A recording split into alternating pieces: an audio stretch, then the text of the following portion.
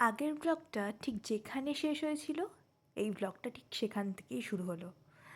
বাড়িতে ঢোকার পর দেখলাম ধলি সেম পোজে একইভাবে শুয়ে রয়েছে, ঘুমাচ্ছে।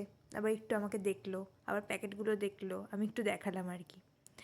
তারপর আর কি ফুচকাটা নিয়ে বসে পড়লাম খেতে। আর কেউ খায়নি বাড়িতে, আমিই খেয়েছি একা। আর ওই যে বললাম, বাড়িতে এনে ফুচকা খাওয়ার মজাটাই আলাদা, নিজের মতো করে নাও খাও। হ্যাঁ, আর মনে হয় একটু বেশি বেশি করে দিচ্ছে। আর সত্যি আলুটা একটু বেশিই দেয়, হ্যাঁ, যে যাই বলুক না কেন। আর এটাও কিন্তু ঠিক যে আমি কিন্তু রোজ জাঙ্ক খাই না, ঠিক আছে? আমার ব্লগগুলো দেখলে মনে হয় এটা খাচ্ছি, ওটা খাচ্ছি, সেটা খাচ্ছি। রোজ খাই না, মানে আগে তাও যাও একটু খেতাম, এখন তার থেকে একটু কন্ট্রোল করার চেষ্টা করছি। তো দেখা যাক কতটা কন্ট্রোল করতে পারি। অনেক কষ্টে কন্ট্রোল করছি আমি, এটা বলবো না যে করছি না, কিন্তু ওই যেদিন খাই একটু বেশিই খেয়ে নিই। আর তারপর ফুচকা তো খাওয়া হয়ে গেল। তারপর ওই পেস্ট্রিটা এনেছিলাম, এই চকোচিপ পেস্ট্রিটা। আমি আবার পেস্ট্রিটা না অন্যরকম করে খাই। আমার সাথে কে কে রিলেট করতে পারবে একটু বলো।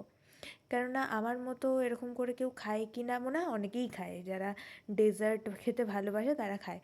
আমি একটু মাইক্রোওয়েভে ঘুরিয়ে নিই, ঠিক আছে? যখন আমার পেস্ট্রি খেতে হয়, যেই পেস্ট্রি খাই না কেন, আমি মাইক্রোওয়েভে একটু ঘুরিয়ে নিই।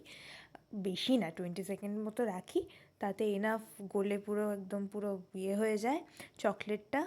তো ওটা আমার খেতে ভালো লাগে, সে যত গরমই হোক। আর শীতকাল হলে তো কথাই নেই, গরমকালে একটু আইসক্রিমও নিতাম, কিন্তু ম্যাঙ্গো আইসক্রিম এর সাথে ভালো লাগবে না, তাই জন্য পেস্ট্রিটা খেলাম। আমি পেস্ট্রি খেতে খুবই ভালোবাসি, কিন্তু এই পেস্ট্রিটা আমি অলমোস্ট, মানে পেস্ট্রি আমি অলমোস্ট 1 মান্থ পর খেলাম। তো তোমরা যারা এইভাবে খাওনি, একটু গলিয়ে দেখবে, খেতে বেশ ভালোই লাগে, আমার তো ভালো লাগে। তো তোমাদের যদি ভালো লেগে থাকে তাহলে ব্লগটা, তাহলে সাবস্ক্রাইব করে দিও, লাইক করে দিও, বাই।